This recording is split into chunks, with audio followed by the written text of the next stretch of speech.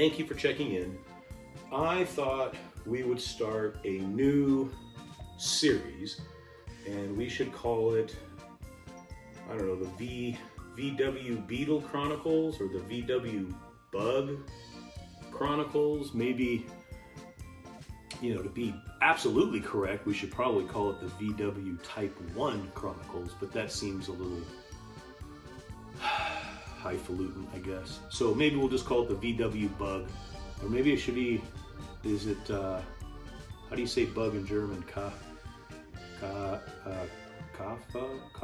something like that. But all right, the VW Bug Chronicles, episode or chapter 1.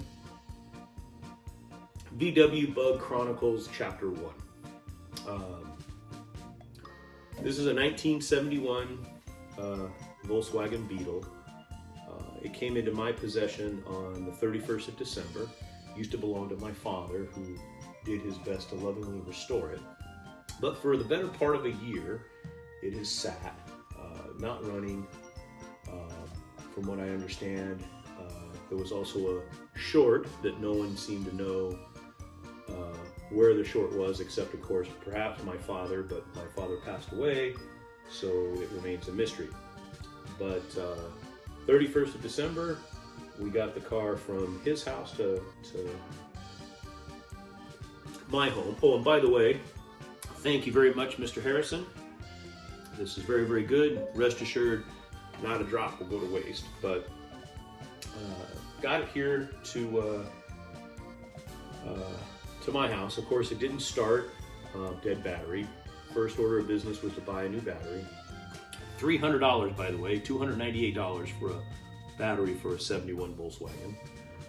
But put the battery in it, and it still did not start. We didn't even get the usual click.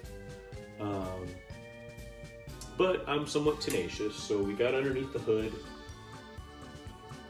and I found a few wires that were unplugged, plugged them in, and sure enough, after a little bit of fiddling, the car started and ran like a top, which isn't too bad considering the gas was a year old and had been sitting for a long time, and you can only imagine the lacquer that must be in the carburetor.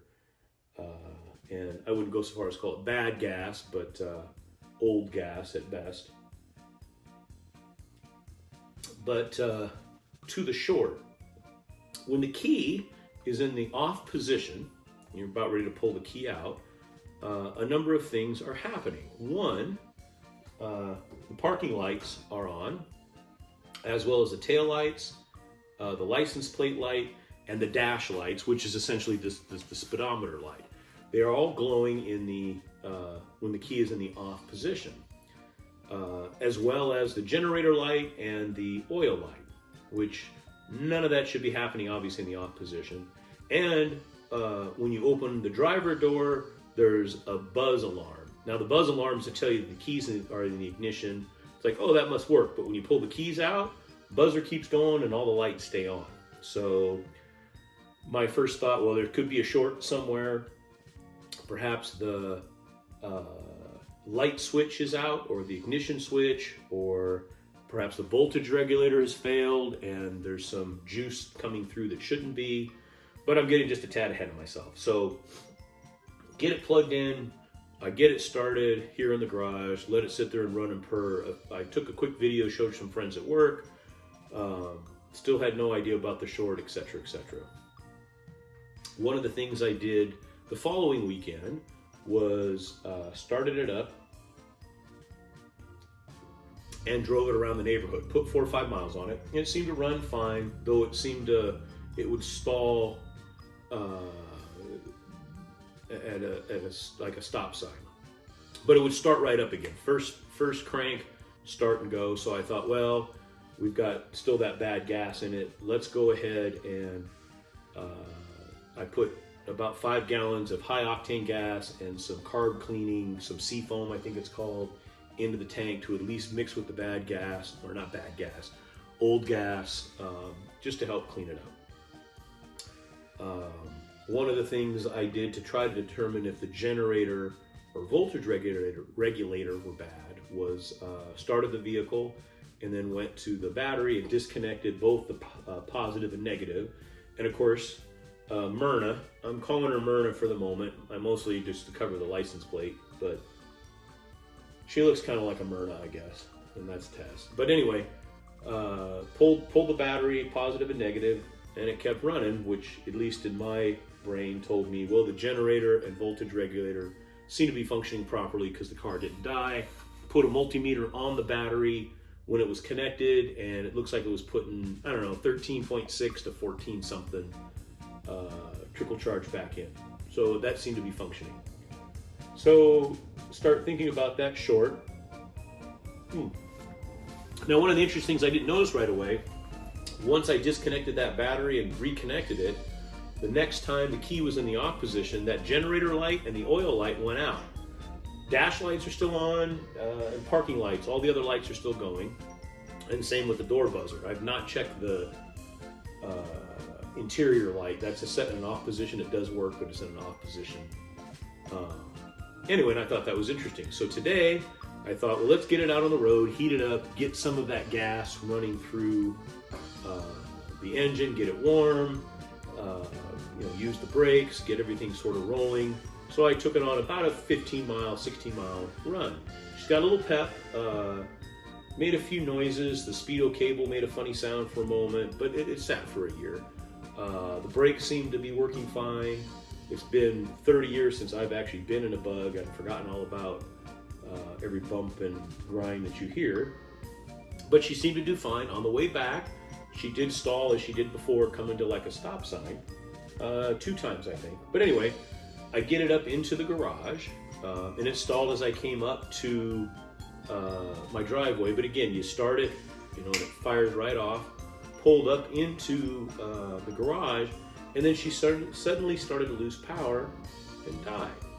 And I tried to start it again, and to no avail, it didn't start. So I thought, well, maybe she got hot, vapor lock, like an old 914, for those of you that remember those. I had a buddy that had one, and wherever you went, you better want to be there for 5 or 6 hours, because, brother, it ain't gonna start. But anyway, got it up in the garage, it sort of died, and wouldn't start. So crank, no matter what, generator light's glowing, but that should only go off once it starts. So I thought, well, maybe it's just hot. I mean, it was smoking a little bit. There was a year's worth of dust and oil. She leaks a bit. It leaks a little bit more than it probably should. I need to get under there and clean it up. Waited a few hours, come back out thinking, all right, let's see if we can get it started. Maybe even I flooded her. Wasn't flooded, still doesn't start. It's getting fuel, because I can smell the fuel, and we look at the fuel filter, it's full of fuel, so I know the fuel pump is working, as fuel is going in, it's not getting spark now. Is it possible that the coil died? Because there's no way that 4 spark plugs just all died at the same time, and there's no way that a point and condenser would have suddenly just stopped working. My hunch is the coil, which are known, I don't know that they ever go out, but when they do, I guess they just go out, and there's 2 things that make an engine run, really, right? Spark, fuel, and air. So 3 things. Air, spark, and fuel. Well, I know I got air. It's the cleanest air filter you've ever seen. The old man put one in, it's brand new, probably a year and a half ago, and it's never been used. It's getting plenty of fuel, but I don't think it's getting spark. Now, I got to check, and that's what these Chronicles are going to be, because I'm not... I'm a shade tree mechanic at best, and my time is somewhat limited that I can spend working on it. Thank goodness I don't have to drive it every day, or this would be perplexing.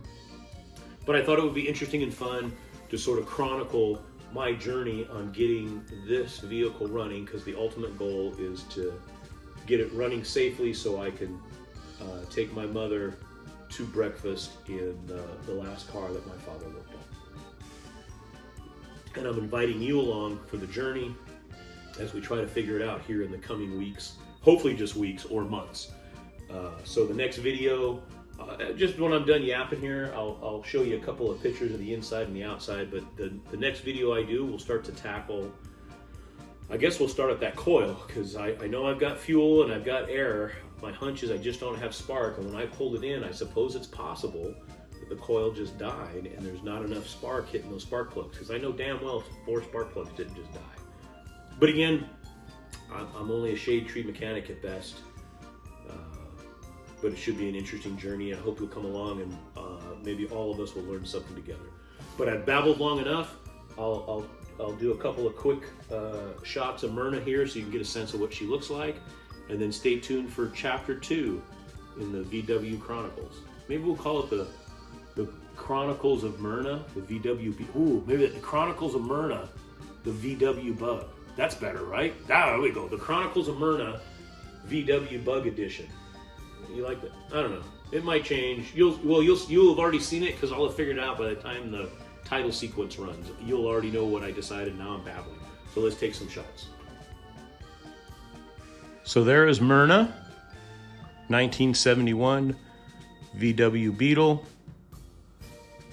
See, we'll give you a couple of shots here. She's in really fantastic shape, honestly. We just need to figure out how to get her running.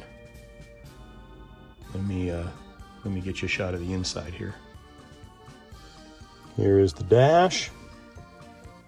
Now it should have plastic, but to be honest, I prefer it this way. As you can see, it is in really, really nice shape. There's a shot of the seats. Anyway, so there she is,